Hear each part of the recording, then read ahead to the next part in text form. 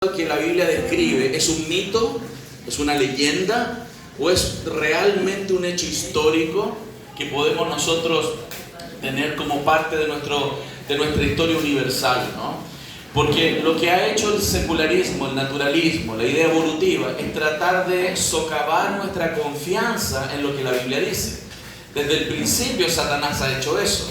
Si usted se da cuenta en Génesis 3, Satanás le dice a la mujer: con que Dios os ha dicho, no comáis de todo árbol del huerto.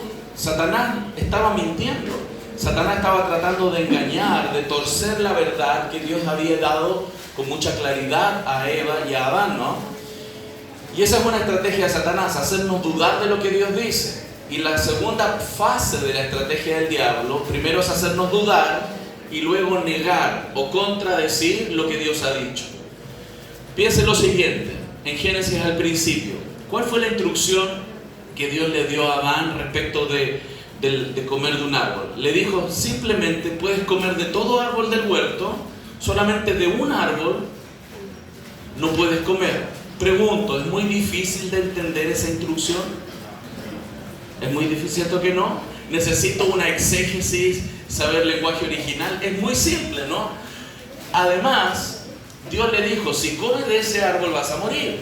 Entonces, ¿por qué alguien que puede entender como tú y yo tan simples instrucciones puede caer, además de ser advertido, que si comía de un fruto moriría? ¿Saben por qué? Porque somos muy fáciles de engañar. Los seres humanos somos muy fáciles de engañar. Usted aprende un poco de retórica en un púlpito, y un pastor en un púlpito puede engañar a la iglesia fácilmente. Muy fácil. Sobre todo si los cristianos no leen la Biblia. Por eso es tan fácil engañar a la gente. Satanás lo hizo desde el principio, los predicadores lo hacen todo el tiempo, los políticos también lo hacen. La gente como nosotros somos muy fáciles de engañar si no revisamos la fuente del conocimiento y qué es lo que nos están diciendo, y corroborar lo que nos están diciendo. Es muy fácil. Yo he sido pastor por 20 años. Gracias a Dios he podido predicar la palabra, pero conozco muchos sermones, mucha gente que engaña la grey. Entonces Satanás sabe eso y ha tratado muchas veces de tratar de engañar a la gente y para que desconfíe de lo que Dios dice en su palabra. Por eso vamos a hablar sobre esto. Estamos compitiendo con otras cosmovisiones. La visión bíblica de la realidad, la visión bíblica de la historia, es la que nosotros tenemos que abrazar. Pero no es una fe ciega, no es un salto al vacío, es una fe informada. El cristianismo no es una fe ciega. Nosotros llegamos a la iglesia y nos sacamos el sombrero, no la cabeza. De hecho, la Biblia dice que tenemos que amar a Dios con toda nuestra mente. O sea, nuestra manera de pensar debe ser coherente con lo que Dios ha revelado en su palabra. Y la idea de la evolución de los millones de años ha sido utilizada por mucho tiempo. Esto lo podemos rastrear hasta los filósofos griegos, 300, 400 años antes de Cristo. Pero Darwin sistematizó, organizó el conocimiento y lo vistió de ciencia. Y esa idea ha sido utilizada para que creyentes como nosotros comencemos poco a poco a desconfiar de lo que Dios dice con tanta claridad en la Biblia, con mucha claridad. Dios creó en una semana de 6 días literales, así claramente lo dice, y hay una coherencia interna en toda la metanarrativa para defender esa posición. Pero la teoría evolutiva ha sido utilizada para socavar nuestras convicciones. Los cristianos fundamos nuestra cosmovisión, nuestra fe, nuestra manera de entender nuestro mundo, quién es Dios, quiénes somos nosotros, con la Biblia. Pero si pudiéramos dividir una zona fundamental, los primeros 11 capítulos son fundamentales, porque sobre los primeros 11 capítulos se sostiene toda la historia que viene después. Si los primeros 11 capítulos no son verdad, no son historia real, ¿por qué tendríamos que creer en todo el resto de la Biblia? ¿Cómo podrías creer en el resto de las escrituras si la primera parte son solo leyendas? Satanás es astuto y ha hecho creer a muchos cristianos que ahí hay mitología, que ahí hay leyendas y no es historia real. De hecho, sobre esa base bíblica, toda la palabra y sobre todo sobre los primeros 11 capítulos, se construye lo que llamamos cosmovisión cristiana. De ahí surge toda nuestra doctrina, toda nuestra teología bíblica, todas nuestras doctrinas fundamentales, directa o indirectamente, se fundan en los hechos históricos situados en los primeros 11 capítulos. Pero también el Evangelio se sostiene sobre las narrativas de los primeros capítulos y por supuesto todas las cosas. Lo que estamos viendo hoy día, hermanos, es un ataque directamente a la fundación, al fundamento que está en esos primeros 11 capítulos. Nuestros hermanos Cruz y Elizabeth hablaron sobre qué es el hombre, la identidad del hombre, si venimos o no de seres simiescos, ¿cierto? O venimos realmente de un hombre y una mujer que Dios creó en el principio. Y yo voy a hablar sobre otros aspectos hoy día, pero todo lo que estamos viendo en la actualidad en nuestra cultura es un alejamiento de la verdad bíblica. Y esto parte en Génesis. Si no defendemos Génesis, si no conocemos bien Génesis, ni siquiera tenemos cómo defender familia. ¿Por qué los cristianos decimos que una familia es un hombre y una mujer? Porque así fue creado en el principio. Pero esto tiene muchísimas implicaciones. Podríamos estar semanas hablando de apologética, ¿no? Hay muchos temas que ver. Entonces, la palabra de Dios es el fundamento para construir la cosmovisión cristiana. La palabra del hombre construye una cosmovisión secular, atea o mística. Para nosotros en la práctica hay dos maneras de entender la realidad: o la verdadera religión que se construye sobre la palabra revelada, inspirada de Dios, o falsas creencias o falsas religiones que se construyen sobre la palabra que los hombres han planteado. Para nosotros esto es muy importante y por eso hacemos un énfasis en Génesis. Toda la escritura es inspirada por Dios, sabemos, ¿no? Y útil para enseñar, para redarguir, para corregir, para instruir en justicia, a fin de que el hombre de Dios sea enteramente preparado para toda buena obra. No vamos a despreciar nada. Sin embargo, históricamente hablando, si Génesis cae, cae todo el fundamento de nuestra doctrina. Por eso, creación, la caída, la corrupción, el diluvio, la catástrofe global y la confusión, que es lo que trataron de hablar, ¿cierto? Nuestros hermanos propusieron hablar hoy día sobre Babel. Toda esa historia que está en esos primeros 11 capítulos es fundamental para toda la doctrina y nuestra cosmovisión bíblica. Y los cristianos no tenemos que ser neutrales. Y a veces los cristianos creemos que los científicos son neutrales, que no tienen creencias. No, hermanos. No, los cristianos no podemos ser neutrales. Jesús dijo: el que no es conmigo, contra mí es. Y el que conmigo no recoge, desparrama. La neutralidad en la realidad no existe. O somos del lado de Dios y su palabra, o estamos en contra de Dios. No podemos ser neutros. ¿Por qué lo digo? Porque la academia no es neutral. O construimos sobre la roca la palabra de Dios o sobre las ideas que este mundo provee. Eso en términos de ciencia, en términos de entender qué es el hombre, nuestra identidad, nuestro propósito, de dónde venimos, a dónde vamos, etc. Y cuando queremos interpretar las evidencias, todos tenemos puntos de partida. Lo hemos repetido una y otra vez durante estas exposiciones. Si yo quiero entender lo que son los diferentes tipos de personas, ¿cierto? Lo que habló Cruz y Elizabeth, ¿no? Somos o no diferentes razas. Las evidencias están frente a nosotros, pero ¿cómo las interpretamos? ¿Las interpretamos de acuerdo a lo que la Biblia dice o las interpretamos de acuerdo a las ideas que los hombres han planteado? Ese es el punto.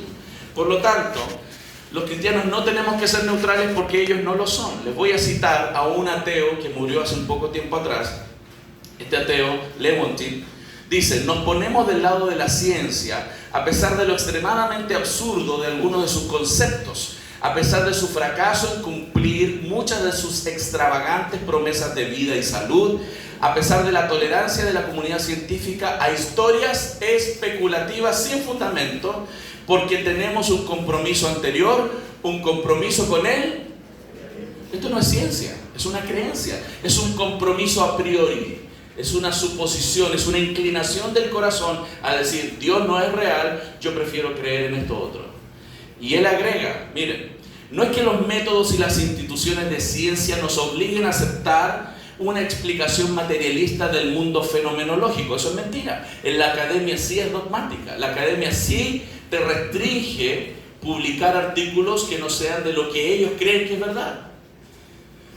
Y sí, dice, sino, por el contrario, que nosotros estamos forzados por nuestra adherencia a priori a las causas materialistas, fíjense en esto, para crear un aparato de investigación y una serie de conceptos que producen explicaciones materialistas. ¿Se dan cuenta de lo que él está diciendo? Yo creo tanto en que Dios no existe, que voy a crear un sistema que investigue conceptos y todo para que las conclusiones sean materialistas. Qué conveniente, ¿no? No es neutral. No hay neutralidad en la academia. Y sigo. Y una serie de conceptos que producen explicaciones materialistas sin importar que tanto vayan en contra de la intuición. No importa qué tan místicas sean para los que no han sido iniciados. Más allá de eso, el materialismo es un absoluto, pues no podemos dejar que un pie divino cruce la puerta. Ahí está el punto. No es ciencia. Cuando estamos tratando de interpretar el pasado, no estamos frente a un evento presente que yo puedo someter a un laboratorio de investigación. Yo soy ingeniero mecánico y todo lo que nos enseñaban en la universidad teníamos que revisarlo en los laboratorios.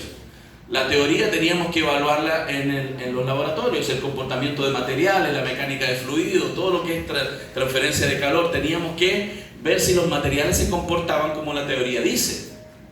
Pero cuando queremos reconstruir un hecho del pasado, ellos y nosotros nos acercamos con creencias previas, presupuestos de fe. Nosotros nos basamos en la Biblia para interpretar el pasado. Y esto es importante porque cuando queremos interpretar el pasado, la clave para interpretar el pasado no es el presente, sino el relato bíblico confiable que es la palabra del Señor. Porque nosotros no estuvimos en el presente. Entonces, imagínense un profesor que se para en una clase frente a los alumnos de la academia y les dice: jóvenes, los dinosaurios desaparecieron hace 65 millones de años. Un alumno podría preguntarle con mucha facilidad: profesor, ¿y usted estuvo ahí? Porque él no estuvo, ninguno de nosotros. Estamos interpretando las evidencias que tenemos en el presente de acuerdo a nuestro marco de interpretación. El marco de interpretación actual más hegemónico en la academia, en la geología, en la astronomía, en la biología, es el gradualismo. Y el gradualismo propone que todo sucede lento y gradual por millones de años. Es un paradigma, es una creencia. Y eso se utiliza para interpretar el pasado. Por ejemplo, los evolucionistas dicen que todos los continentes estuvieron juntos alguna vez. Y es bastante lógico. Cuando uno mira la cartografía del planeta, se da cuenta que los continentes alguna vez estuvieron juntos. Parece, ¿cierto? Nosotros también coincidimos, los creacionistas. Ellos le llaman Pangea, nosotros le llamamos Rodinia, y usted puede buscar artículos en nuestra página sobre Rodinia, y eso es muy interesante. Sabemos que estuvieron juntos, y Dios lo dice en Génesis. Cuando usted ve Génesis, cuando Dios trae a relucir la tierra, que le llamó tierra seca, ¿no? Esa tierra seca está en singular, no en plural. Cuando se dan las coordenadas norte, sur, al este, al oeste, no tendría sentido las coordenadas si no fuera un gran continente. Hay muchas maneras de explicar eso. ¿Por qué lo digo? Porque ellos dicen que si alguna vez todo estuvo junto, ¿cómo llegaron a estar separados? Es una buena pregunta, ¿cierto? ¿Cómo llegaron y cuánto se demoró? ¿Qué utilizan ellos para decir hace cuánto tiempo estuvieron juntas? Observan en el presente cómo se mueven las placas. ¿Cómo se mueven las placas hoy? Las placas continentales. Lento, ¿cierto? Yo también vengo de un país de terremoto como ustedes. Yo soy chileno. Allá también bailamos salsa, cumbia y mambo cuando empieza la tierra a moverse, ¿no? Nosotros tuvimos el 2010 un 8.9 Richter.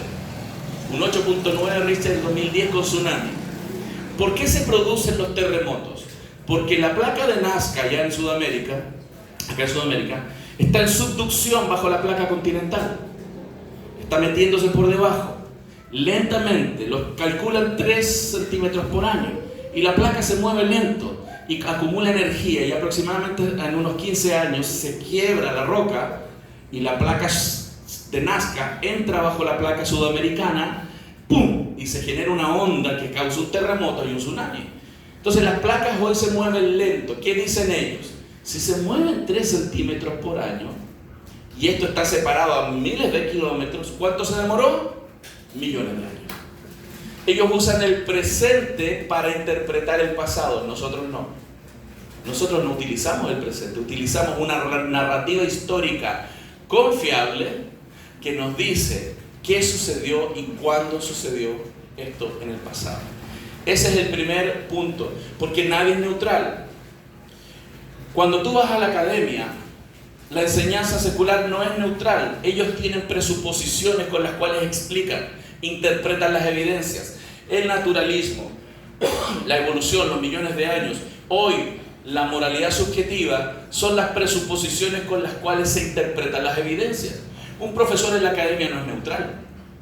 Si tú mandas a tu hijo a la universidad, quiero que entiendas que tú lo estás mandando frente a profesores que no son neutrales. Ellos eligen los libros que tus hijos tienen que leer, ellos eligen las preguntas del examen que tienen que responder, ellos dirigen el pensamiento de sus alumnos como ellos quieran.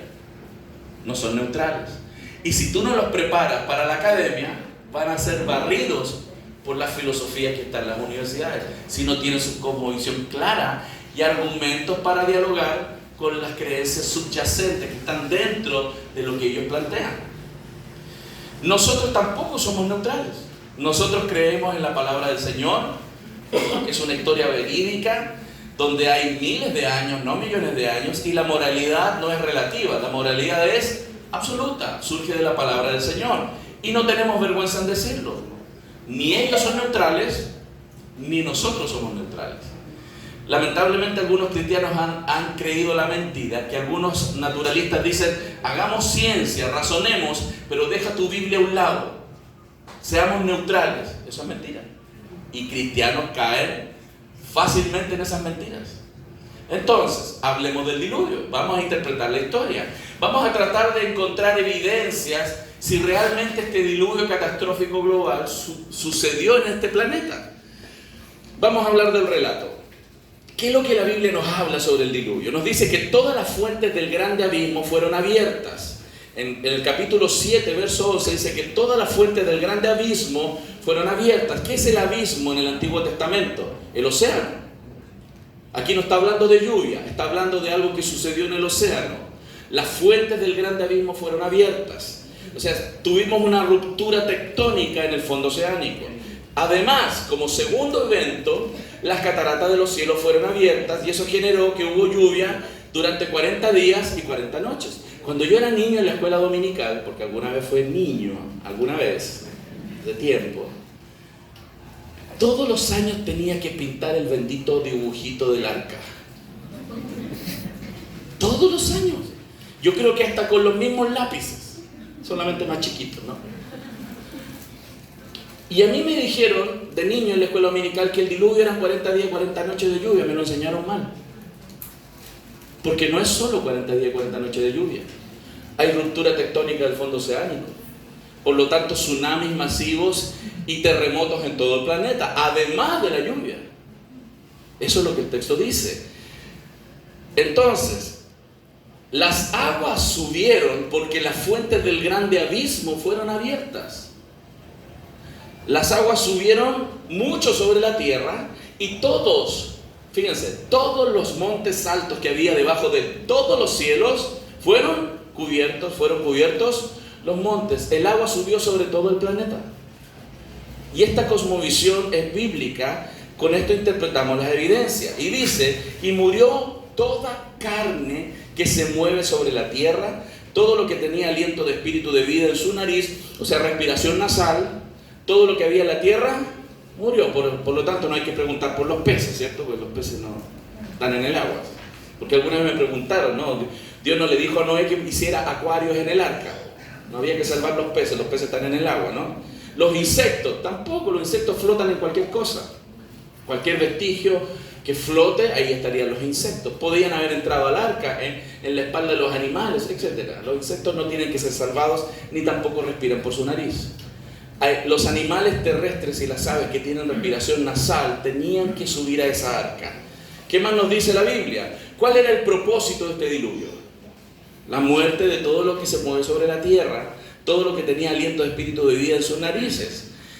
Génesis 6 dice, y vio Jehová que la maldad de los hombres era mucha en la tierra y que todo designio de los pensamientos del corazón de ellos era de continuo solamente el mal. O sea, la maldad se había incrementado exponencialmente. Por lo tanto, Dios decidió exterminar a los seres humanos y por gracia salvar a algunos. 8 en este caso.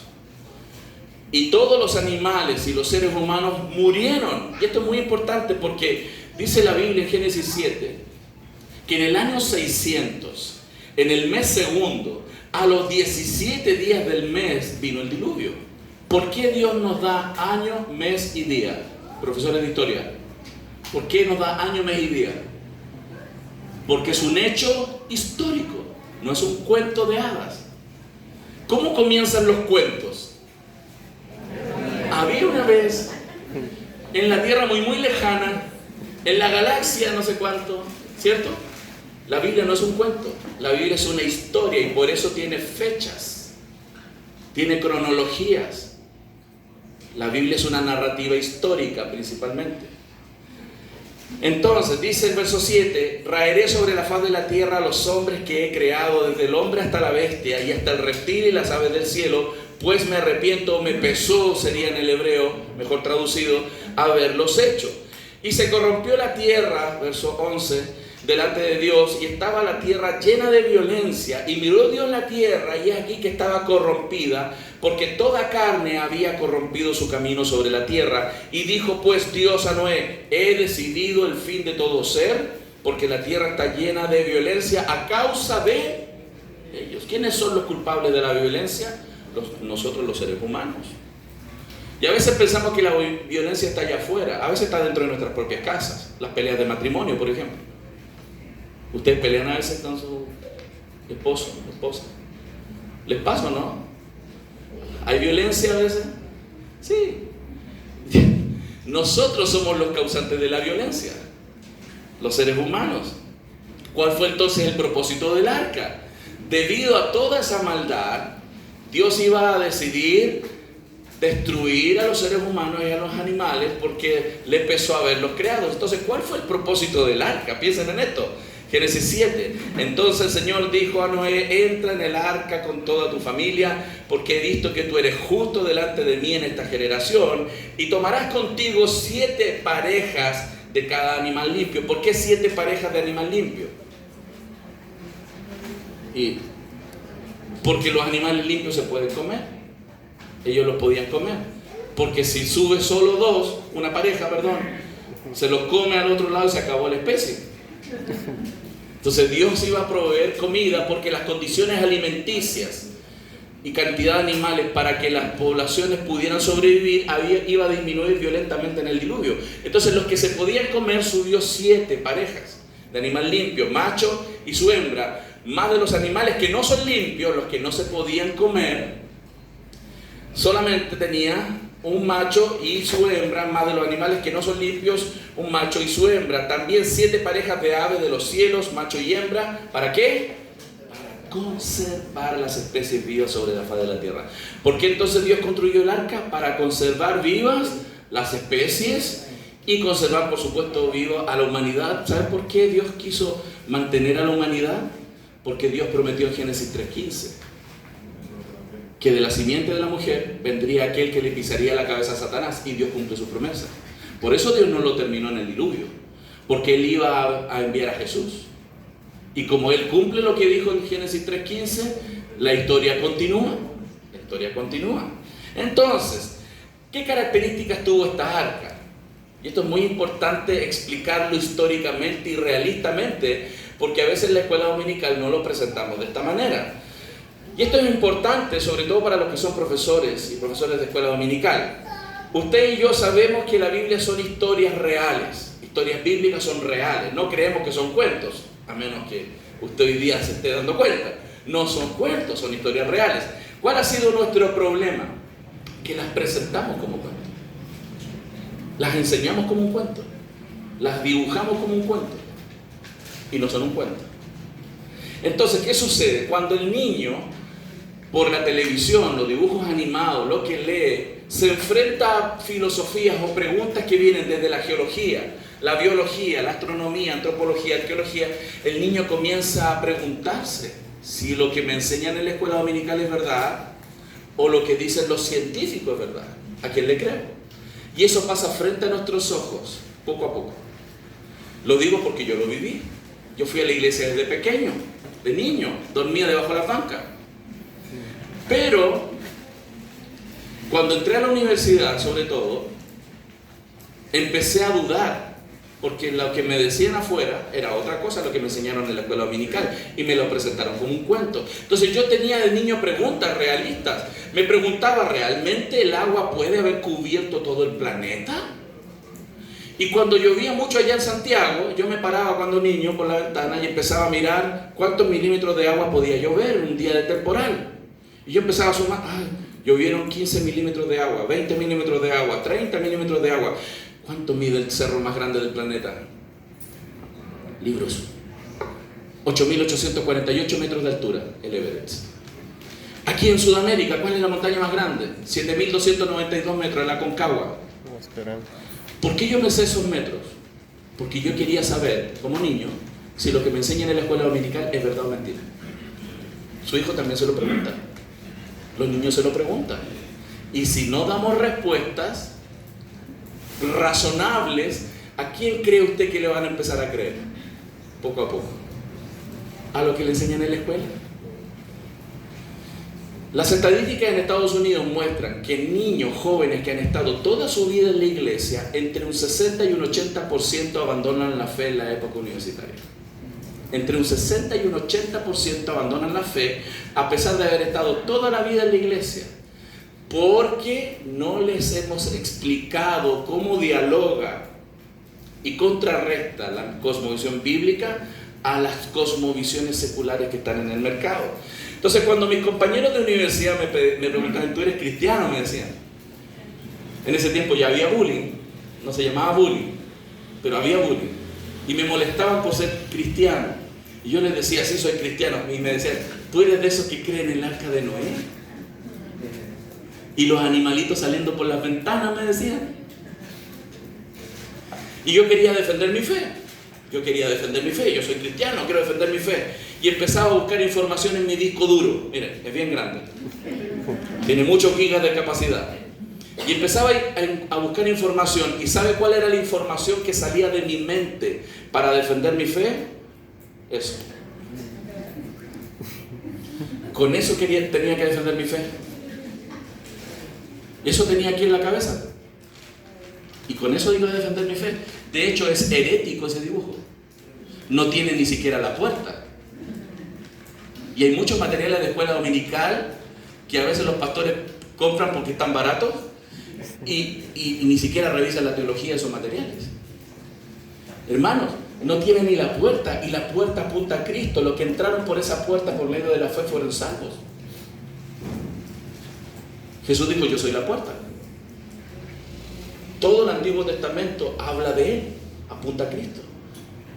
Y mostramos solo historias desconectadas, sin una metanarrativa clara, coherente, que además tiene respuesta a todas estas filosofías actuales. Entonces, hermanos, este era un gran barco. Por eso el Ministerio de Respuestas en Génesis lo construyó con las dimensiones bíblicas en Kentucky, para mostrarle al mundo que es un barco que se puede construir. No es un cuento, no es una leyenda. Tiene una capacidad de 522 vagones de ferrocarril. 522 vagones de ferrocarril. Cuando yo fui la primera vez al arca, no estaba terminada, estaba un tercio. Y el año siguiente, cuando lo terminaron, en el 2016, llevé a mi mamá, que también había sido creyente toda su vida, desde la iglesia, y cuando vio el barco, estaba sorprendida del tamaño, porque nunca había pensado que lo que sale en la Biblia es de ese tamaño, porque siempre se lo presentaron como un puente. ¿Cuál era el objetivo de este barco? Flotar, no navegar. Por eso no tiene la relación de lados que tendría un transatlántico actual. Los transatlánticos actuales se diseñan con ancho, alto y largo específico que mejora la capacidad de fluidez para poder no solo flotar, sino navegar. Pero el arca tiene unas dimensiones no pensadas para navegar, sino para flotar, porque tiene otro objetivo. Se han hecho estudios de ingeniería y hay artículos en nuestra página sobre la relación de lados, de ancho, largo y alto. Y tiene una proporcionalidad muy buena para tener comodidad máxima estabilidad y mucha fuerza para que no se quiebre en unas condiciones ambientales adversas. O sea, el diseño es muy inteligente. ¿Por qué? ¿Quién lo hizo? Dios. Dios les dio la medida a Noé. Entonces, ¿cuánto tiempo tomó la construcción del arca? La Biblia dice en Génesis 6:3 que el hombre fue limitado en su vida y Dios dijo hasta 120 años. Entonces, el proceso de construcción debería haber demorado menos que ese tiempo.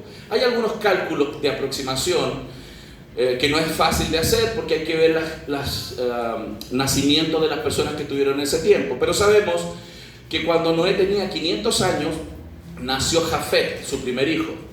Y sabemos por la Biblia que nace el hijo de Sem, ¿cierto?, en el año 602, después del diluvio. Pero Sem nació 2 años después que Jafet. Y uno va haciendo todo este ejercicio matemático, no sabemos cuándo nació Cam específicamente. Entonces, si esperamos que los hijos de ellos, estos hijos tuvieran una edad juvenil para ayudar a su padre a construir, estaríamos hablando de un rango aproximado entre 55 a 75 años pudo haber demorado la construcción de ese barco. Él pudiera haber contratado también mano de obra externa, no necesariamente su familia solamente. Es como cuando alguien construye incluso una iglesia. No todos los que construyen siempre la iglesia son todos cristianos, ¿no? Uno puede contratar mano de obra, no hay ningún problema. Entonces, ese es el rango, periodo aproximado que pudiera haber demorado la construcción de ese barco. ¿Cómo pudo Noé entonces meter todos los animales en el arca? Porque aquí hay buenas preguntas para la narrativa histórica. La Biblia dice que todo lo que vive, de toda carne, 2 de cada especie. Cruz Elizabeth explicó que nuestra traducción al español, Reina Valera, utiliza más de una palabra para traducir una palabra en el hebreo que está ahí en Génesis 6, también en Génesis 1 y Génesis 2, que es la palabra min. La palabra min en el hebreo, en Reina Valera, se traduce como género, naturaleza o especie. En la presentación anterior se mostraron 2, pero hay 3 palabras en el español para traducir la palabra min. Y el problema de tener 3 palabras en español para una sola palabra en el hebreo es que puede generar confusión. ¿A qué se refiere? ¿A género? ¿Se refiere a naturaleza o se refiere a especie? En el caso de Génesis 6, la palabra que se utiliza en el español es especie. Pero ¿cómo entendemos hoy especie? Tenemos que entenderla como se entendía en el lenguaje original. Para nosotros hoy día especie es la última diversidad de toda la variante de animales. Por eso hablamos de muchas especies de perros, por ejemplo. Pero todos esos perros, que son muchas especies de perros, se agrupan según la taxonomía de Carl Linnaeus en un grupo, por ejemplo, de familia que se llaman caninos. La palabra min es más similar a lo que llamaríamos familia o tipos de animales. En el original, en el hebreo, Dios cuando crea, no crea a nivel de especie, crea a nivel de familias, crea caninos, felinos, equinos, bovinos. Eso es lo que significa la palabra min. Pero los crea con la capacidad genética o variabilidad genética de producir las especies dentro de la misma familia de caninos. Y eso es muy interesante, ¿no? Nosotros no somos fijistas, como algunos libros de colegio dicen, que los cristianos somos fijistas, que Dios creó fijas las especies desde el principio. No. Nosotros vemos que hay selección natural, vemos que hay adaptación, mas no evolución darwiniana. No hay un salto de cambio de tipo de animales. Y miren, entonces cuando Noé entró en el arca, entraron 2 de cada familia de animales, 2 de cada min, y entraron las 8 personas, ¿no? Que son los que serían nuestros padres en segunda instancia de toda la raza humana. ¿Cuántas mujeres son entonces las madres de todos los que estamos aquí? Además de Eva en el principio, en la época de Noé, ¿cuántas mujeres fueron las mamás de todos nosotros? No, 3. Porque ya Noé y su esposa ya no iban a tener más hijos. O sea, hay 3 mujeres que son las mamás de todos nosotros. De hecho, hay un libro que escribió nuestro genetista de Harvard, Nathaniel Jensen, que se llama Trazados. Y en ese libro que está en inglés, él por medio del genoma humano y la información genética del genoma humano hizo la trazabilidad inversa hasta llegar a las 3 mujeres.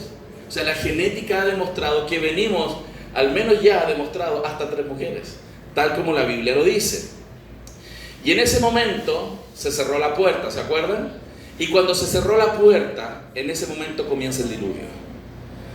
Jesús es la puerta y por eso Jesús usa este hecho histórico para hablar de su segunda venida. El hecho histórico es muy importante en Génesis porque Cristo lo utiliza para hablar de que cuando Él venga será como en los días de Noé.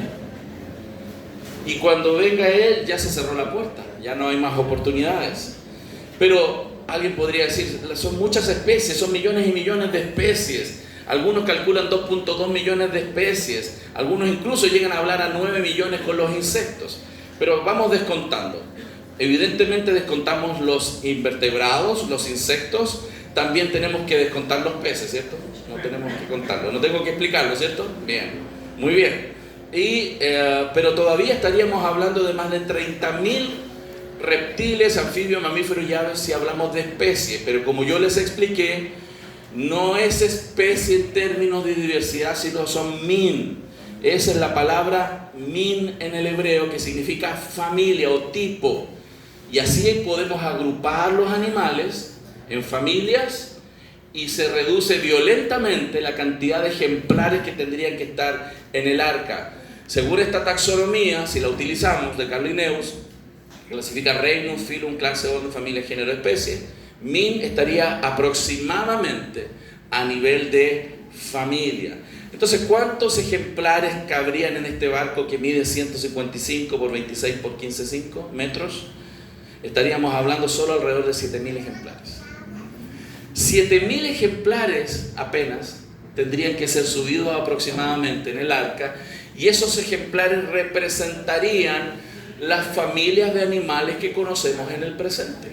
Entonces es absolutamente posible, se da cuenta, que en un barco puedan entrar 7.000 animales.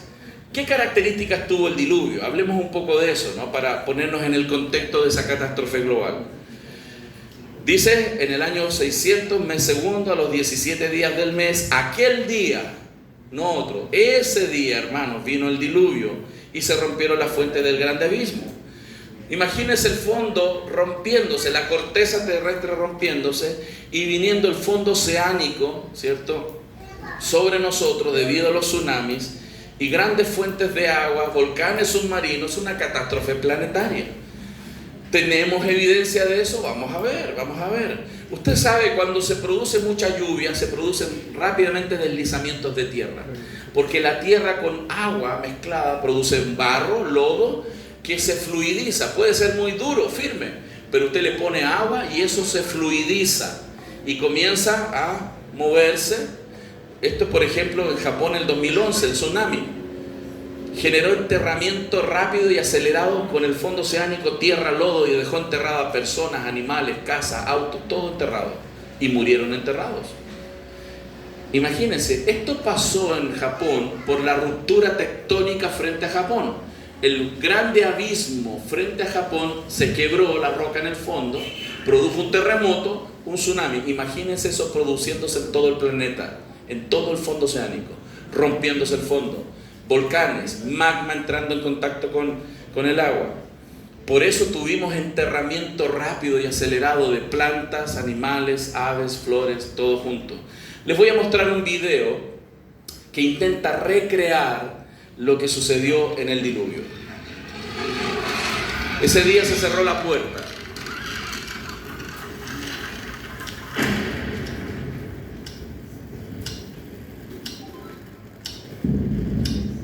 El grande abismo se parte, se rompe y las fuentes del grande abismo suben.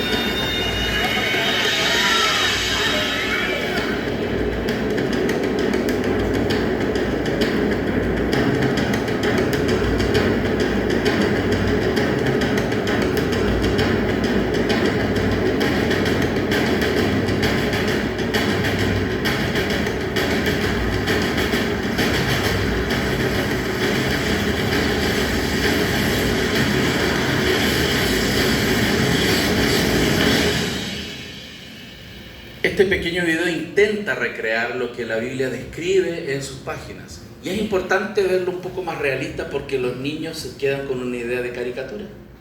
Ese día todos murieron, los que no estaban fuera. Millones de animales, millones de personas murieron ese día, ahogadas y enterradas en capas de roca.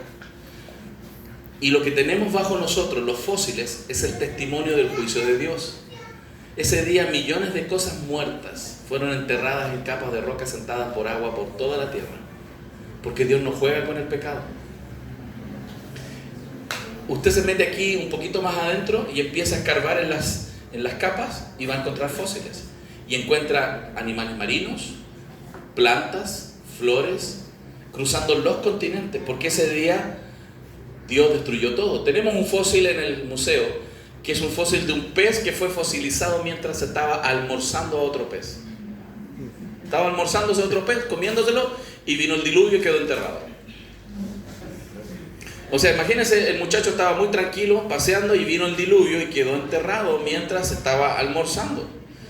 Entonces, ¿qué profundidad tuvo el diluvio? Todos los montes altos debajo de todos los cielos fueron cubiertos. Por supuesto, el diluvio local sería imposible, ¿no? Algunos proponen el diluvio local dentro de las tradiciones cristianas porque ellos creen que fue una zona donde la gente pobló, pero eso es imposible desde el punto de vista de la narrativa, es imposible desde el punto de vista de la mecánica de fluidos, y también es imposible respecto de cómo nosotros encontramos las capas de roca y los restos de fósiles. Por razones de tiempo no lo puedo abordar, hay mucho más que decir, pero miles de millones de cosas muertas fueron enterradas en capas de roca sentadas por agua por toda la tierra. Y una característica interesante de los fósiles es que todos los fósiles están puestos en capas de roca sedimentaria.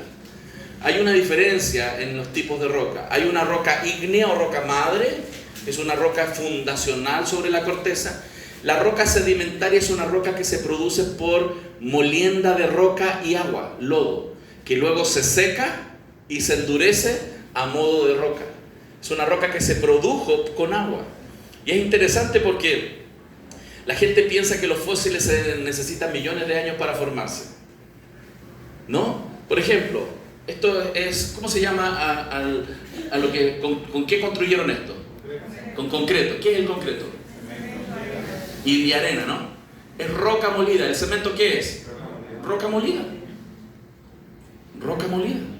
Que la mezclas con agua y en cierta proporción se seca y se endurece. No necesitas millones de años para formar una roca. Solo roca molida con agua. Por eso, por ejemplo, hay zonas del planeta donde ingresan, en el Caribe, el doctor Slimming me mostró unas fotos, donde entraba agua salina por las mareas a una zona de arenales, y el agua luego con el sol se secaba y la corteza de la arena se endurecía como roca. Solamente por la mezcla de aguas salinas con roca.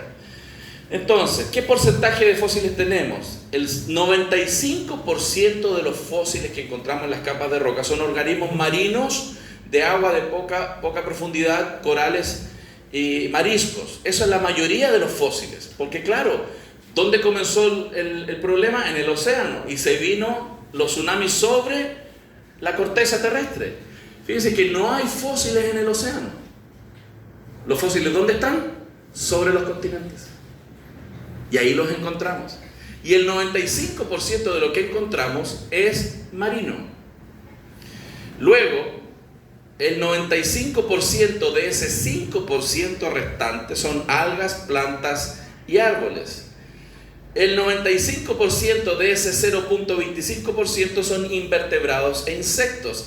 Y el 0.0125% restante son peces, vertebrados terrestres con menos de un hueso encontrado. Por eso es casi imposible encontrar un ser humano. Y la mayoría de los fósiles que encontramos no son terrestres. Son plantas, animales y marinos particularmente.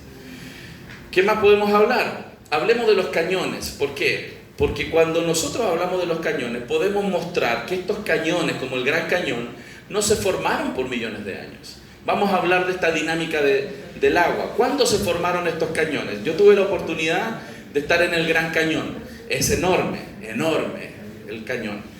¿Cómo se forman los cañones? Cuando yo iba a los cañones en Chile, yo decía, ¿cuántos años o millones de años se demoró este río en calar este cañón?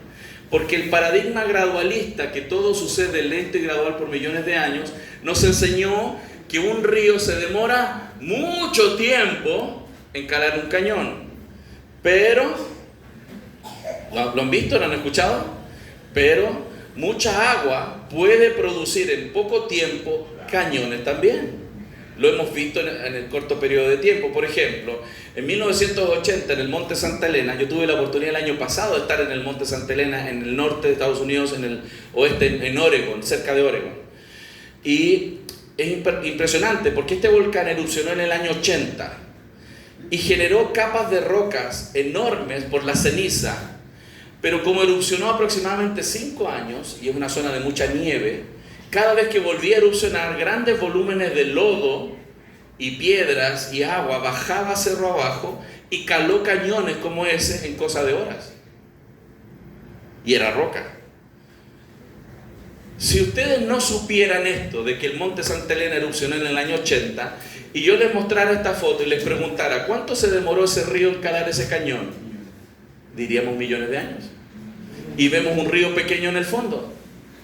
Y no saben que esto fue documentado. Estos cañones se generaron en cosa de horas, cuando bajaban nuevos volúmenes de lodo, piedra y calaron los cañones en la roca. No necesitan millones de años para formar un cañón. Eso ya está demostrado. Entonces, esto es muy importante porque el paradigma, la creencia de los millones de años se instruye por todos lados.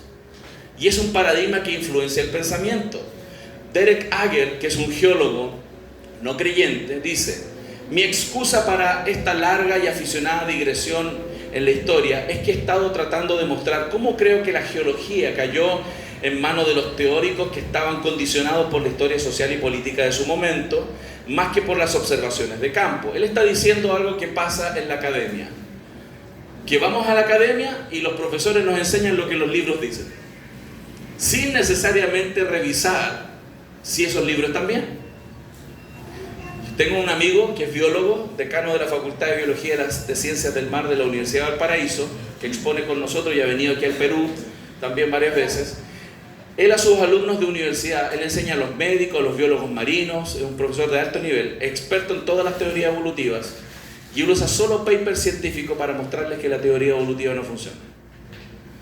Y él dice, en la academia hay un paradigma, los profesores, doctorados incluso, siguen leyendo de los libros sin ir al terreno a revisar si lo que les enseñaron es correcto. Entonces, en otras palabras, dice Derek, nos hemos hecho un lavado de cerebro al evitar cualquier interpretación del pasado que involucra lo extremo o lo que podría denominarse como procesos catastróficos. Entonces yo quiero hacer un ejercicio con ustedes aquí. Miren bien esa figura, miren la fija, sin pestañear, miren la fija. ¿Cuál es su clave de la tarjeta del banco? No. Les voy a hacer una pregunta. ¿Qué le falta a esta figura? Mírenla bien, piensen bien. ¿Qué es lo que le falta a esta figura? ¿Cómo fue originalmente? No me respondan todavía, piensen bien. ¿Cómo fue originalmente dibujada esta figura? Algo le falta, piénsenlo bien, no me digan. Ok, vamos a hacer un ejercicio. ¿Podría haber sido como la A? ¿Podría haber sido como la B antes? ¿O quizás como la C? ¿O como la D? Ok, ¿cuántos votan por la A? ¿Cuántos votan por la B? ¿Cómo era antes? ¿Cuántos votan por la C? ¿Cuántos votan por la D? ¿Sí? Vamos a ver quién ganó.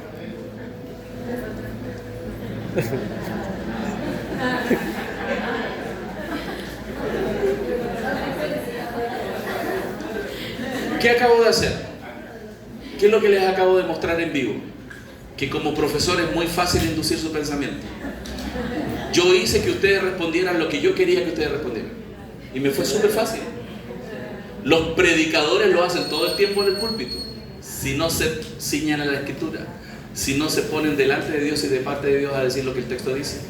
Es muy fácil engañar. Y en la academia es muy fácil engañar a los alumnos. Un profesor doctorado que se enfrenta a los de pregrado no tienen los elementos en licenciatura para distinguir entre las creencias del profesor y la ciencia real, separada de las creencias de interpretación.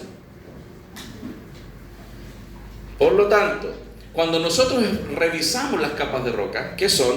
Para nosotros el registro fósil no es de millones de años, de dolor, muerte, matanza, enfermedad, sino para nosotros es el registro del diluvio. Para los naturalistas, la palabra de hombre, esto tiene que ver con la teoría evolutiva gradualista de millones de años. Por eso, los hechos son hechos. No hay evidencias cristianas y evidencias no cristianas. Los hechos son brutos, pero se interpretan.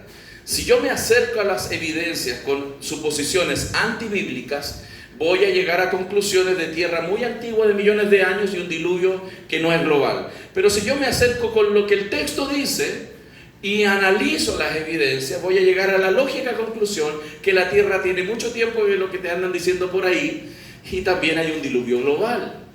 Entonces, ¿de dónde vino toda el agua? Pues, porque todavía no hemos explicado eso. Si se inundó todo el planeta, bueno, qué interesante que los científicos anden buscando agua en otros planetas, ¿no? Ellos dicen, donde hay agua hay, y eso es mentira, no funciona así. El agua impide la formación de la vida, el agua es vital para sostener la vida. Pero cualquier químico sabría que el agua diluye las moléculas y impide la formación de macromoléculas.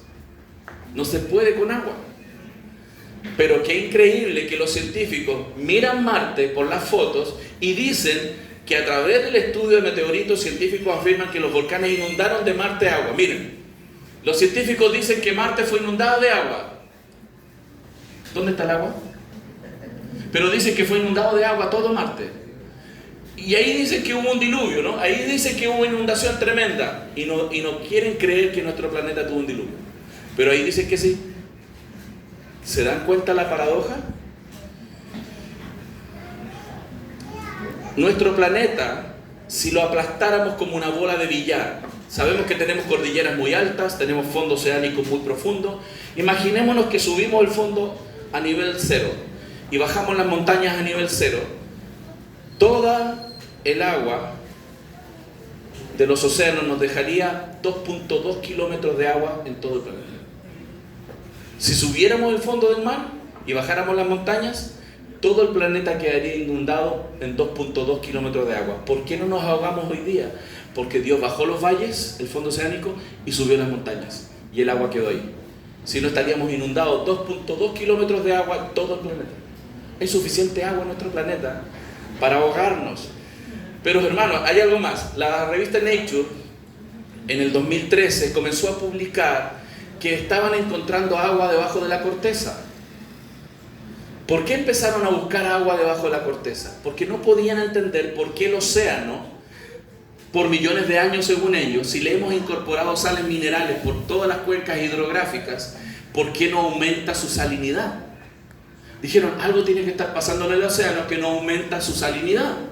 Tienen que haber fuentes de agua dulce que deben estar siendo incorporadas por alguna parte para que el océano no aumente su salinidad si esto es por millones de años.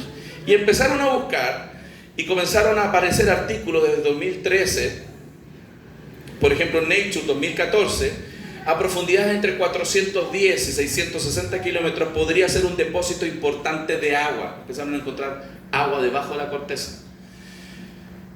Poliformos de alta presión de olivina como la wesleyita y la ringudita fueron encontrados y tienen un alto porcentaje de agua en su composición.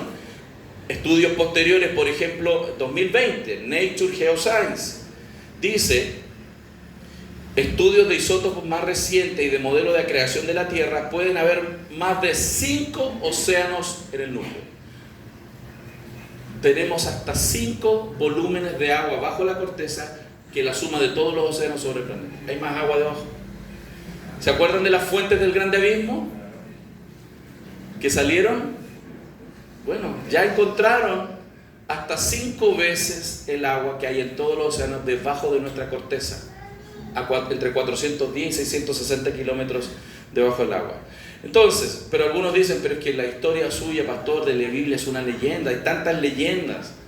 Por ahí, la Biblia dice que reposó el arca en el mes séptimo, a los 17 días del mes, sobre los montes Ararat. Un paréntesis. ¿Dice montes o monte? Monte. Ah, eso es importante. Porque la gente dice que el arca quedó en el monte Ararat. No, la Biblia no dice eso. La Biblia dice montes, porque es una cadena montañosa, no es un monte. Eso es importante. Cuando usted hace una investigación de la zona, hay un cordón montañoso volcánico, y eso se le llamó los montes Ararat. Hay investigaciones históricas que muestran que alguna vez otro monte, que hoy existe un monte Ararat, está nombrado, pero antiguamente pensaban que era otro el monte Ararat. Pero esa zona son los montes Ararat. Por eso nunca han encontrado, porque es una zona enorme y además volcánica. Pero qué interesante, porque tenemos leyendas de diluvio por muchas partes. ¿Cuál es verdadera? Les voy a mostrar algunas leyendas solamente para animarles a pensar en leer más. Hermanos, quiero animarles a leer.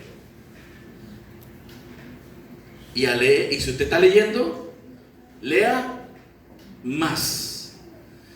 Porque una de las cosas que nos condiciona para que seamos fácilmente engañados es porque no. A veces como profesionales vamos a la academia, terminamos la carrera y dijimos, ya terminé la carrera, nunca más los libros. Y no nos estamos instruyendo todo el tiempo. Quiero animarles a leer más, porque si no es muy fácil engañarnos. Tenemos que ser como los de Berea, ¿se acuerdan? ¿Cómo dice la Biblia? Revisar, investigar, leer. Veamos las leyendas del diluvio. Hawái. Mucho después de la muerte del primer hombre, el mundo se convirtió en un lugar malvado y terrible. Solo quedaba un buen hombre y su nombre era Nuhu. Hizo una gran canoa con una casa y la llenó de animales. En esta historia las aguas subieron sobre toda la tierra y mataron a todas las personas. Solo Nuhu y su familia se salvaron. Se parece, ¿no? Es una leyenda. Cuando el barco aterrizó en forma segura en Manuquea, Nuhu ofreció cerdos y cocos para agradecer a la luna. Entonces el Creador descendió sobre un arco iris para revelar que Él fue quien salvó a la humanidad. En China, miren esta, registra que Fuji y su esposa, sus 3 hijos y sus 3 hijas escaparon de una gran inundación y fueron las únicas personas vivas en la tierra. Después del gran diluvio repoblaron el mundo. Cuando un Dios del cielo inundó la tierra, un hermano y una hermana sobrevivieron en un bote. Tenían un niño deforme que el hermano cortó en pedazos. La tierra fue repoblada de las piezas. Se puso sangrienta esta leyenda, ¿no? Australia Occidental, Gajara y su familia sobrevivieron a una inundación mundial en una balsa. Luego envió pájaros para ver si las aguas habían retrocedido. Satisfecho con el olor de cocinar canguro, el dios Nadarja colocó un arco iris en el cielo para detener las nubes de la lluvia. ¿Por qué les estoy mostrando esto? Hermanos, tenemos más de 300 leyendas en el mundo. En nuestros ministerios allá en Estados Unidos hay un libro enorme donde están documentadas más de 300 leyendas en todo el mundo sobre el diluvio. Pero el problema es que algunos dicen, entonces, ¿por qué vamos a creer en la Biblia? Porque el género literario de la Biblia es diferente al género literario de las leyendas. Tenemos leyendas en México, los aztecas, los tarascos, los otomíes. ¿Y por qué está en todo el mundo? ¿Por qué la historia que es similar aparece en todo el mundo? Porque recuerden, hubo un hecho que dispersó las poblaciones. ¿Se acuerdan cuando el Señor confundió las lenguas? ¿Qué generó? Lo que se denomina dispersión geográfica de poblaciones. Y las características genéticas de esas poblaciones comenzaron a concentrarse y a dar variantes dentro de cada grupo poblacional. Pero además, estos grupos que se dispersaron se llevaron la historia verdadera y comenzó a distorsionarse como se distorsiona en el juego del teléfono. ¿Se acuerdan? ¿Han jugado ese juego? Que le cuentan a alguien y después la historia llega totalmente distorsionada. Así pasó. Y qué interesante, porque en México, por ejemplo, se encontró esto. Era un cerrito con un convento arriba. Pero lo que no sabían, que debajo del convento, eso era un sigurat, una pirámide. Y dentro de la pirámide se encontraron escritos que decían: en la época del diluvio moraban sobre la tierra los gigantes. Muchos perecieron sumergidos en las aguas. Esto estaba en México. Solo 7 hermanos se salvaron en las grutas de la montaña de Tlaloc. Chelhua, el gigante, fue el sitio que después se llamó Choloyán, y con grandes adobes fabricados en Tlamanalco y conducidos en mano por una fila de hombres, comenzó a construir la pirámide en memoria de la montaña en que fue salvado. Irritado, Tonacatecutli, no le ponga así un hijo, por favor, muy enredado. Dice, padre de todos los dioses, que la obra amenazaba con llegar a las nubes, lanzó el fuego celeste y con una piedra en forma de sapo mató a muchos constructores, dispersándose los demás, y no pasó adelante la construcción. El monte artificial subsiste todavía, atestiguando el poder de Chelhua. Hermanos, tenemos tantas leyendas que están corroborando la narrativa bíblica. En nuestra página usted puede buscar gratuitamente muchísimos artículos sobre estos tópicos, muestra las coincidencias de las leyendas. Pero ¿por qué podemos tener confianza en nuestra narrativa? Por el género literario. Todas las leyendas tienen género mitológico. Cuando usted se pone a leer una leyenda, se da cuenta que no es coherente, se da cuenta que es una leyenda, ¿cierto? Pero cuando usted lee una narrativa histórica, también se da cuenta por la coherencia que tiene el relato.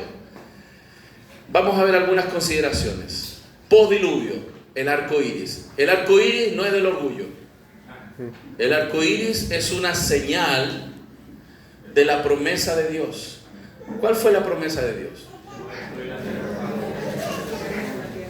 No. Quiero precisar, porque es muy común que digamos que Dios no iba a destruir por agua la tierra. Dios dijo que nunca más destruiría toda la tierra por agua. ¿Porque Dios ha destruido partes de la tierra por agua? Sí, en los tsunamis. Y eso es importante porque Dios dijo que nunca más destruiría toda la tierra por agua, pero sí la ha destruido parcialmente. ¿Por qué esto es importante? Porque rompe a aquellos que creen diluvio local. Porque Dios prometió que nunca más destruiría toda la tierra. Y si hubiera hecho diluvio local, ya hubiera fallado el pacto. Dios prometió, y eso es muy importante. El diluvio explica la mayoría de las capas de roca. Y aquí ya estoy terminando. ¿Cómo podemos saber que las capas de roca representan esta catástrofe global? Primero, porque las capas de roca tienen ausencia de erosión entre las capas. Todos nosotros sabemos que la capa superficial de la Tierra manifiesta visiblemente efectos de erosión, agua y lluvia, ¿cierto? Agua, lluvia, perdón, y viento. Se erosiona. Si las capas se hubieran acumulado por millones de años, tendríamos evidencia de erosión en todas las capas. Y no hay. No hay erosión. Quiero mostrarles. Si fuera por millones de años, eso es lo que veríamos. Muestras de erosión en todas las capas. Irregularidad en todas las capas por la erosión. Pero las capas están así. No hay erosión ni en las capas, ni entre las capas. Porque estas capas se depositaron rápidamente unas sobre otras durante el proceso diluviano. Segunda evidencia. Las capas están dobladas, hermanos. Las capas de roca están dobladas, no quebradas. ¿Han intentado doblar una roca? Hágalo en casa. Busquen una roca grande, plana, intente doblarla. Pregunto, ¿se doblan o se quiebran? Las rocas se quiebran, no se doblan. Pero las capas de roca, hermanos, están dobladas. Porque cuando se doblaron, al final del diluvio, las capas de roca de lodo y piedra comenzaron a endurecerse y a secarse. Y cuando Dios, en el Salmo 104, dice que desciende el fondo oceánico y levanta las montañas, las capas de roca se doblaron porque están como greda todavía, blandas. Si hubieran estado como rocas duras, se quiebran y no se doblan. Otra evidencia de eso, ¿no? Tercera evidencia, ausencia de vida entre las capas. Todos sabemos que la superficial manifiesta evidencia de vida orgánica. Plantas, gusanos, insectos que generan hoyitos, cavidades, y vemos evidencia en la capa superficial, ¿cierto? Si esto hubiera sucedido por millones de años, tendríamos que ver evidencia de eso en todas partes, porque lentamente creció. Bueno, no hay evidencia. Cuarto, marcas de ondas de huellas de animales y marcas de gotas de lluvia en las capas. Una capa con huellas de animales, otra capa encima que tiene evidencia de gotas de agua y otra que tiene ondulación por viento. Hermanos, si estas capas de roca se depositaron lentamente y gradualmente, la erosión borraría las evidencias. Es como cuando usted enamorado caminó por la playa, ¿no? Fue ahí a Talara o a alguna playa por aquí, con la enamorada caminó sobre la arena en el borde del mar, haciéndose el romántico, y le dijo: esas huellas, amor, que están marcadas en la arena, serán el testimonio del amor eterno que tengo contigo. Mañana esas huellas ya no están, como muchas promesas de algunos, ¿no? Pero hermanos, fíjense lo siguiente: ¿por qué tendríamos que encontrar huellas sobre elementos blandos si la erosión las borraría? Bueno, las huellas y las marcas están porque estas capas dejaron rápidamente enterradas las evidencias una sobre otra. Y para mí la más interesante son los fósiles a través de muchas capas. Se llaman fósiles poliestratos. Son fósiles que cruzan verticalmente las capas. ¿Cómo justificas que un árbol cruce verticalmente las capas de roca y se fosilice por millones de años? Los fósiles están verticales, cruzando las capas. No puede un fósil fosilizarse por millones de años de manera vertical. ¿Cómo lo justificas? Pero tenemos fósiles cruzando verticalmente las capas, porque estas capas se depositaron durante el diluvio rápidamente. Una capa dejó enterrado un árbol, asomado, luego otra capa y lo enterró completo. Se llaman fósiles poliestratos. Esto no aparece en Discovery Channel, no aparece en History Channel, ni en Nat Geo. ¿Saben por qué? Porque ellos son evolucionistas. A mi amigo biólogo Ricardo Bravo de Chile lo entrevistaron en un programa que se llamaba Los 30 animales más peligrosos. ¿Han visto esos programas de televisión? Los más peligrosos del mundo. Y a él lo entrevistaron por ser el experto mundial en el calamar de Humboldt, que es un animal muy peligroso que te puede matar si te encuentras ahí en el océano. Y a él lo entrevistaron y el periodista técnico evolutivo de este programa le preguntaba: ¿y estas características del calamar de Humboldt es por evolución darwiniana? No, le decía él, no es por evolución darwiniana. Debido a tal cosa, y le explicaba con paper científico. Me dice Ricardo que varias veces el periodista le preguntó si esto era por evolución darwiniana, y en todas Ricardo le dijo: no, la evolución darwiniana no explica las capacidades que tiene este animal. Nada de lo que dijo Ricardo apareció en el programa. Cortaron todo. Porque es dogmático. Entonces, si tú crees que tus hijos viendo esos canales van a aprender ciencia, pueden aprender muchas cosas, pero cuidado con los presupuestos de fe que en esos programas existen. Entonces, ya finalizando, ¿pero por qué pasa esto? ¿Por qué hombres de ciencia con conocimiento adelantado en diferentes disciplinas caen en este error tan profundo? La Biblia lo dice. Porque habiendo conocido a Dios, ellos saben que hay Dios, lo están negando. No le glorificaron como a Dios, ni le dieron gracias, sino que se envanecieron en sus razonamientos y su necio corazón fue entenebrecido. Sus corazones fueron entenebrecidos. Profesando ser sabios, se hicieron necios. Derek Ager, tal cual. Nos hemos dejado lavar el cerebro, y eso ha pasado en la academia. Y con esto termino, hermanos. ¿En quién vamos a confiar? ¿En la palabra de Dios infalible de un Dios que no miente? ¿O en la palabra falible de hombres pecadores que mienten? No somos anticiencia. Estamos en favor de hacer buena ciencia, y por eso tenemos grandes científicos en nuestro ministerio. Pero la buena ciencia bien aplicada y la Biblia bien interpretada nunca entran en contradicción. Por eso es importante en quién vas a confiar. Y quiero animarles a que piensen en prepararse en esto, porque esto tiene que ver con nuestra creencia completa, nuestra salvación incluso. Jesús dijo, verso 39, que la gente no entendió hasta que vino el diluvio y se los llevó a todos. Así será también la venida del Hijo del Hombre. Esto tiene que ver con el Evangelio. Por eso, santificad a Dios en vuestros corazones. Ustedes santifiquen a Dios en sus corazones. ¿Cómo? Estad siempre preparados. ¿Para qué? Para presentar defensa o razones ante todo el que os demande razón de la esperanza que hay en vosotros, pero hacedlo con mansedumbre, reverencia. Hermanos, esto es un mandamiento para los cristianos. aprender a defender su fe no es una opción para el cristiano, es un mandamiento. Tienes que estar preparado. No significa que tienes que tener un doctorado en ciencia. Yo no lo tengo. Yo tengo ingeniería, tengo maestría en teología, pero no soy un científico doctorado en una disciplina específica. Pero no necesito un doctorado. Tenemos muy buenos recursos en el Ministerio de Respuestas en Génesis para que tú, leyendo en casa con tus hijos, leyendo en el colegio con tus alumnos, leyendo en la iglesia, comiences a dialogar con estas ideas desde una perspectiva bíblica para que fundamentes bien tu fe y puedas razonar. Porque la gente escéptica tiene buenas preguntas.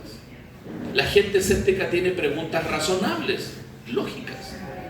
Y nosotros somos mandados a responderlas. No toda la gente tiene malas preguntas de mala intención. A veces realmente la gente tiene dudas y quiere saber. Hechos 17 es un ejemplo. El apóstol Pablo, predicando en Atenas, en el Areópago, pasó muchos días conversando con ellos en las plazas, haciendo una apología y una explicación del cristianismo en una cultura que no tenía ninguna relación con el judaísmo. Y por eso él no les habló ni de Abraham, ni de Isaac, ni de Jacob. ¿De qué les habló? Del origen de todas las razas. Y que el Dios que había creado todas las cosas le estaba mandando a ellos y a todos los hombres a arrepentirse. Esa discusión razonable con ellos, no apasionada diciéndole, si tú quieres, si no te vas al infierno, como algunos hacen por ahí, con mucha falta de sabiduría, sino razonando con ellos mientras confiamos que Dios abra su entendimiento, generó 3 reacciones. Lea Hechos 17, por favor, después. 3 tipos de reacciones. Algunos creyeron, otros se burlaron, pero hubo un tercer grupo. Le dijeron a Pablo, queremos escucharte más, explícanos más, por favor.